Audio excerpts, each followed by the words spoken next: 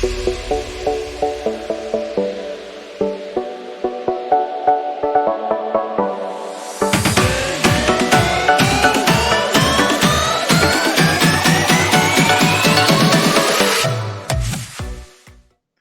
students, welcome to my channel Momentum. In today's class, we will discuss a very important question from the unit quadratic equation. This question is based on the concept upstream and downstream. So first let us see the question. The speed of a boat in still water is 15 km per hour. It can go to 30 km upstream and return downstream to the original point in 4 hours 30 minutes. Find the speed of the stream. बेटा इस question को करने के लिए हमें upstream और downstream का concept clear होना चाहिए। ठीक है, तो इसके सॉल्यूशन से पहले हम इन दोनों टर्म्स को पहले अच्छे से समझ लेते हैं कि डाउनस्ट्रीम का मतलब क्या होता है और अपस्ट्रीम का मतलब क्या होता है। It is a very important concept और ये हमारे डे टू डे लाइफ में बहुत काम आता है। हम इसको अच्छे से जानते भी हैं, बट उसको हमें सिर्फ हमारे क्वेश्चन में अप्लाई करना है। ठीक है, सो देखिए मैंने यहाँ पे कुछ ड्राइंग बनाई है, दो I am not that much good in drawing, but फिर भी मैंने यहाँ पे आपको ड्राइंग बनाई है सो दैट हमको ये कॉन्सेप्ट समझने में आसान हो। ठीक है, देखिए बेटा यहाँ पे हमारे पास दो चीजें हैं, एक तो बोट है नाव और एक रिवर है नदी। ठीक है, we have two things, boat and a river. ठीक है, बोट कहां चलेगी? रिवर में चलेगी। अब देखिए बेटा बोट की अपनी खुद की कुछ स्पीड होती है। ठीक है, हम let's say we are talking of motor boat. ठीक है, उसकी खुद की कुछ स्पीड होगी, उसका एक्सीलरेटर होता है, जितनी स्पीड से हम चाहे उस बोट को चला सकते हैं। Now let's talk about the river. River की भी कुछ ना कुछ स्पीड होती है। ठीक है, कहने का मतलब उसका जो पानी होता है वो भी कुछ बहता हुआ होता है। ठीक है, पानी बहता रहता है, उस पानी बहते रहने की भी कुछ ना कुछ स्पीड होती है। ठीक है, we are not talking of the pond. ठीक है, पोंड में तो क्या होता है बेटा, we have a still water, वहां पे पानी हिलता डुलता नहीं, हिलता है बट यू बहता नहीं है कि कोई उसकी बहने की कोई इसकी स्पीड हो। ठीक है, पॉन्ड की बात नहीं कर रहे हैं हम यहाँ पे बात कर रहे हैं रिवर की, जहां पे जो रिवर में पानी है वो कुछ स्पीड से पानी बह रहा है। ठीक है, अब बेटा यहाँ पे दो केस हो सकते हैं जब बोट चलती है पानी के अंदर। या तो बोट पानी के डायरेक्शन में बोट चल रही है, मतलब जिस डायरेक्शन में पानी जा रहा है, let's take an example here, यहाँ पे जो पानी का डायरेक्शन है वो ऐसा है और यहाँ पे जो पानी का डायरेक्शन है वो ऐसा है। इस डायरेक्शन में इधर पानी आ रहा है और इस डायरेक्शन में इधर पानी जा रहा है रिवर के अंदर। ठीक है, अब दो केस क्या हो सकते हैं बेटा, जो बोट है वो भी पानी के डायरेक्शन में ही चले। ठीक है, मतलब जिस डायरेक्शन में पानी बह रहा है उसी डायरेक्शन में बोट भी चले। और दूसरा केस क्या हो सकता है, जिस डायरेक्शन में पानी बह रहा है उसके ऑपोजिट डायरेक्शन में बोट चले। ठीक है, वो ये रहा केस, पानी तो इधर बह रहा है और बोट इधर जा रही है। ठीक है, both are opposite to each other and it is in same direction, means both are in the same direction। Boat और पानी सेम डायरेक्शन में है और यहाँ पे बोट और पानी डिफरेंट डायरेक्शन में है। ठीक है, ऑपोजिट डायरेक्शन में है। तो जब अपोजिट डायरेक्शन में होते हैं तो उसको हम बोलते हैं बेटा अपस्ट्रीम। अपस्ट्रीम ध्यान रखना बेटा, अपस्ट्रीम वर्ड हम कब यूज करते हैं, जब अपोजिट डायरेक्शन का कॉन्सेप्ट होता है। और डाउनस्ट्रीम हम तब यूज करते हैं when both are going in the same direction. ठीक है, जब हम डाउनस्ट्रीम वर्ड को यूज करते हैं। ठीक है, एक बात तो आपको क्लियर हुई यहाँ पे डाउनस्ट्रीम क्या होती है और अपस्ट्रीम क्या होती है। अब देखिए बेटा अपस्ट्रीम में क्या होता है और डाउनस्ट्रीम में क्या होता है। जब देखिए बेटा पानी की खुद की कुछ स्पीड है, ठीक है, और बोट की खुद की कुछ स्पीड है। जब बोट पानी के डायरेक्शन में चलेगी तो बोट की को चलने में थोड़ी आसानी होगी और बोट की जो स्पीड है वो उसकी ज्यादा स्पीड से चलेगी। लेट्स टेक एन एग्जांपल, मान के चलो आप रोड पे वॉक कर रहे हो, अपनी स्पीड से कुछ वॉक कर रहे हो। ठीक है, आपके पीछे से आपका फ्रेंड आया, ठीक है, और आपको पुश करता हुआ ले गया वो। ठीक है, आपको धक्का देते हुए वो आगे ले जा रहा है। ठीक है, तो जिस स्पीड से पहले आप चल रहे थे उसी स्पीड से आप चलोगे या अब आप तेज स्पीड से चलोगे? अब बेटा हम यहाँ पे तेज स्पीड से चलेंगे। क्यों? क्योंकि अभी आपको यहाँ पे आपका फ्रेंड भी पुश करता हुआ ले जा रहा है। ठीक है, इसी के अगेंस्ट में हम इसका दूसरा सिनेरियो देखते हैं ठीक है, आप अगेन कुछ डायरेक्शन में आप चल रहे हो, ठीक है, अब सामने से आपका फ्रेंड आता है, ठीक है, सामने से आपका फ्रेंड आता है और आपको पुश करते हुए पीछे ले जाता है, ठीक है, आपको पुश करते हुए पीछे ले जाता है, ठीक है। ये कब पॉसिबल है? जब आपके फ्रेंड का फोर्स आपसे ज्यादा होगा, वो आपको पुश करते हुए पीछे ले गया, ठीक है। But we are not talking of this concept, हमें तो क्या करना है, आगे ही जाना है, ठीक है, चाहे हमें कोई पीछे से पुश करे चाहे आगे से पुश करे, हमें तो बस आगे ही बढ़ते रहना है, ठीक है। तो एक चीज तो हमें ये समझ में आ गई, जब हमें पीछे से हमारा फ्रेंड पुश कर रहा है तो अब हम जो आगे बढ़ेंगे थोड़ा तेजी स्पीड से बढ़ेंगे।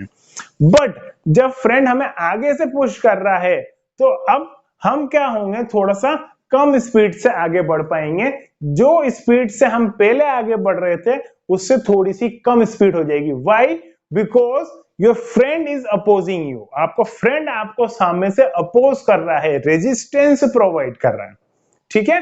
कई बार आपने ऐसे भी देखा होगा, जब आप साइकिल और आपकी बाइक पे जब आप रोड पे जा रहे होते हैं और जब कुछ आंधी तूफान या हवा चल रही होती है, जब आप ही के डायरेक्शन में चल रही होती है तो आपको साइकिल चलाने में बहुत मजा आता है, क्योंकि आपको पैडल पे ज्यादा प्रेशर नहीं देना पड़ता। बट अगर वही हवा आपके अगेंस्ट चल रही है तो आपको पैडल देने में बहुत मशक्कत करनी पड़ती है, आपको बहुत फोर्स लगाना पड़ता है, आप वहां पर टायर्ड भी फील करते हैं, ठीक है। Same concept is being applied here, ठीक है। तो आई होप आपको ये क्लियर हुआ होगा कि डाउन स्ट्रीम में क्या होएगा स्पीड के साथ और अप स्ट्रीम में क्या होएगा स्पीड के साथ। डाउन स्ट्रीम तो समझ में आ गया क्या होता है, अपस्ट्रीम भी समझ में आ गया, बट उसके अंदर स्पीड के साथ क्या होता है ये भी आपको समझ में आना चाहिए, ठीक है ना। वही हमारा यहाँ पे मेन रोल है, ठीक है, स्पीड के साथ ही हमें यहाँ पे बात करनी है। अब यहाँ पे क्या होता है बेटा, तीन तरह की स्पीड होती है। पहली तो यूं कि आपकी खुद बोट की स्पीड, मतलब आपसे मतलब यहाँ पे बोट की स्पीड दे रखी है, that is in still water, मतलब जब पानी में कोई स्पीड नहीं है, पानी रुका हुआ है, तो बोट की स्पीड दे रखी होगी, ठीक है। दूसरी चीज, यहाँ पे पानी की स्पीड दे रखी होगी, ठीक है। मतलब एक तो एक नॉर्मल सिनेरियो है, भाई जो बोट है वो नॉर्मल पोंड में या स्टिल वाटर में इस स्पीड से चल सकती है, ठीक है। दूसरी चीज, रिवर की स्पीड दे रखी होगी, रिवर की स्पीड को हम स्ट्रीम की स्पीड भी बोल सकते हैं। देखो यहाँ पे find the speed of the stream, that जो रिवर की जो लहर होती है, ठीक है ना, उसकी स्पीड को हम स्ट्रीम भी मतलब स्ट्रीम भी बोलते हैं उस लहर को, रिवर की स्पीड की जगह हम स्पीड ऑफ स्ट्रीम भी बोल सकते हैं, ठीक है। दो चीजें हो गई, एक तो पहली चीज तो होगी बेटा बोट की स्पीड हो गई, सेकेंड हो गया स्ट्रीम की स्पीड होगी, थर्ड या तो डाउन स्ट्रीम की या अप स्ट्रीम की स्पीड की बात होगी। ये तीन चीजों की बात बेटा यहाँ पे हुई, ठीक है। इन तीनों चीजों को भी हम लिखेंगे, बट ये तीनों चीजें हमारे दिमाग में क्लियर होना चाहिए, ठीक है। एक और इंपॉर्टेंट थिंग बेटा, अब जैसे कि मैंने अभी आपको बताया था, चाहे आपको आपका फ्रेंड आगे से पुश करे या पीछे से पुश करे, हमें तो आगे ही जाना है, ठीक है। तो मैं इस सिनेरियो की बात करूंगा, जब आपको कोई फ्रेंड आपके आगे से पुश कर रहा है तो आपको आगे ही जाना है। That is only possible when your force और your speed is greater than your friend speed. जब आपकी स्पीड और फोर्स, हम स्पीड की बात कर लेते हैं, फोर्स की बात नहीं करते हैं, जब आपकी स्पीड आपकी फ्रेंड की स्पीड से ज्यादा होगी तब ही आप उसको धकेलते हुए आगे ले जाओगे। अगर उसकी स्पीड ज्यादा होगी तो आप पीछे चलते हुए जाओगे, ठीक है। अब यहाँ पे बोट की बात कर रहे हैं अपन। अब हमारी जो बोट है वो अपस्ट्रीम में चल रही है, कहने का मतलब पानी के अगेंस्ट में चल रही है बेटा, ठीक है। अब हमें ये तो होना नहीं है कि पानी के साथ हम बेके चले जाएंगे, ठीक है, अगेंस्ट में चल रहे हैं। हमें क्या करना है, एक पॉइंट से दूसरे पॉइंट पे जाना है, चाहे हम पानी के डायरेक्शन में जा रहे हैं या चाहे हम पानी के ऑपोजिट डायरेक्शन में जा रहे हैं। हम ऑपोजिट डायरेक्शन की बात कर रहे हैं। अब हमें क्या करना है, एक पॉइंट से दूसरे पॉइंट पे तो जाना ही है, ठीक है, और हम अपोजिट डायरेक्शन में भी चल रहे हैं, किसके, स्ट्रीम के, रिवर के अपोजिट डायरेक्शन में भी चल रहे हैं, ठीक है। तो हम एक पॉइंट से दूसरे पॉइंट तभी पहुंच पाएंगे बेटा जब हमारी स्पीड ज्यादा होगी पानी की स्पीड से। अगर हमारी स्पीड पानी की स्पीड से कम होगी तो हम कभी भी हमारे डिजायर्ड पॉइंट पे पहुंच ही नहीं पाएंगे, हम पानी के साथ बह बह बह के कहीं और पहुंच जाएंगे, ठीक है। So our speed should be greater than और will be greater than the speed of the stream. और अगर क्वेश्चन में हमारा जो आंसर आया, अगर वो हमारा आंसर छोटा आ गया, कहने मतलब बोट की स्पीड कम आ गई स्ट्रीम की स्पीड से, तो इसका मतलब हमने कहीं ना कहीं गड़बड़ करी है। बोट की स्पीड कभी भी स्ट्रीम की स्पीड से कम आ ही नहीं सकती, हमेशा बड़ी ही आएगी। ठीक है, सो आइए देखें इसका सॉल्यूशन कैसा होगा। हमें यहाँ पे फाइंड क्या करना है, स्पीड ऑफ द स्ट्रीम। तो हम स्पीड को मान लेते हैं x kilometre per hour. Let the speed of stream be x kilometre per hour. ठीक है, now downstream speed, downstream speed से मतलब बेटा हमारी जो बोट है वो उसी डायरेक्शन में जा रही है जिस डायरेक्शन में पानी बह रहा है, तो उस डायरेक्शन में हमारी स्पीड क्या हो जाती है बेटा, ऐड हो जाती है पानी की स्पीड से। ठीक है, सो हमारी बोट की स्पीड क्या थी बेटा 15, और पानी की स्पीड हमने मान ली x, तो it will become 15 plus x kilometre per our. Unit लिखना मत भूलना। एंड अपस्ट्रीम स्पीड, अपस्ट्रीम में क्या होगा बेटा, हम पानी के अगेंस्ट में जाएंगे। ठीक है, जैसा कि मैंने आपको बताया कि बोट की स्पीड ज्यादा होनी है, तो बोट की स्पीड माइनस पानी की speed, that is x kilometre per hour. ठीक है, मैंने आपको बताया था कि हाँ, जब हम अगेंस्ट में चलते हैं, अपोजिट में चलते हैं, तो स्पीड कम हो जाती है। स्पीड कम कैसे होती है, माइनस हो जाती है। और जब हम सेम डायरेक्शन में चलते हैं तो स्पीड बढ़ जाती है।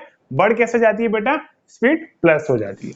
ठीक है, now so time taken by boat to go 30 kilometre upstream. ठीक है, अब टाइम टेकन का फॉर्मूला क्या हो जाता है बेटा, डिस्टेंस अपॉन स्पीड। तो डिस्टेंस कितना चल रहा है 30, स्पीड कितनी बेटा, अपस्ट्रीम वाली speed, that is 15 minus x, और टाइम की यूनिट कितनी हो जाएगी बेटा r। And time taken by boat to return downstream to original point. ठीक है, मतलब जहां से स्टार्ट किया था बेटा वापस वहीं पर ही आ रही है बोट, बट इस बार जो बोट आ रही है वो डाउन स्ट्रीम आ रही है। पहले तो जाते वक्त क्या था, अपस्ट्रीम था, अब डाउन स्ट्रीम है। ठीक है, तो जितना पहले गई थी 30 किलोमीटर उतना ही वापस आएगी 30 किलोमीटर। ठीक है, that will become 30 upon down stream की स्पीड 15 प्लस x आवर्स। ठीक है, अब देखिए बेटा, अपस्ट्रीम में जाने में कुछ टाइम लगा और डाउन स्ट्रीम में आने में कुछ टाइम लगा, तो दोनों में मिला के कुछ टाइम लगा, और दोनों का मिला के आपको टाइम दे रखा है बेटा 4 hours 30 minutes। ठीक है, तो 4 hours 30 minutes विल बिकम 4, और इसको भी इसमें कन्वर्ट कर लेते हैं बेटा आवर्स में, it will become 1/2, so it will become 9/2 hours। ये कंप्लीट आवर्स में हो गया। ठीक है, ये आवर्स और मिनट में दे रखा था, तो मैंने इसको कन्वर्ट कर दिया 9/2 hours में। नेक्स्ट, अब क्या हो जाएगा बेटा, ये वाला टाइम प्लस ये वाला time equals to 9/2, 30 upon 15 minus x plus 30 upon 15 plus x equals to 9/2। 30 common ले लेते हैं बेटा यहाँ से, और एलसीएम भी ले लेते हैं साथ में। 15 minus x, 15 plus x equals to 9/2। तो ये इधर आ जाएगा 15 प्लस x, 15 माइनस x इधर आ जाएगा। ठीक है, x से x कैंसिल हो जाएगा, x और x कैंसिल। ठीक है, तो यहाँ हो गया 30, और 15 प्लस 15 अगेन 30, ये हो गया a plus B a minus B, तो 15 का square that is 225 minus x square equals to 9/2। ठीक है, अब इस से काट देते हैं बेटा, 3 से 3 बार, 3 से 10 बार, 3 से 10 बार, तो इधर तो हो गया बेटा 100, और 100 से 2 मल्टीप्लाई हो जाएगा 200। ठीक है, so we will get 225 minus x square equals to, this will become 200। so ऐसा करते हैं, x स्क्वायर को उधर भेज देते हैं, इसको इधर ले आते हैं, तो उसको सिंप्लीफाई करने पे कितना आएगा बेटा, x स्क्वायर इक्वल्स टू 25 और x is equals two plus minus 5। X क्या एज्यूम किया था बेटा अपन ने, एक्स हमने माना था स्पीड ऑफ द स्ट्रीम, और स्पीड कभी भी नेगेटिव में नहीं हो सकती, वेलोसिटी हो सकती है, हम वेलोसिटी की बात नहीं कर रहे हैं, हम यहाँ पे स्पीड की बात कर रहे हैं।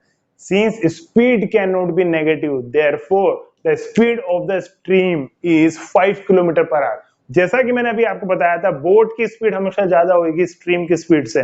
देखो बेटा, बोट की स्पीड कितनी है 15, और हमारी स्ट्रीम रिवर की स्पीड कितनी आई 5 kilometre per our. Since speed can't be negative, therefore speed of stream equals to 5 kilometre per our. Unit लगाना मत भूलना, ठीक है, आया समझ में?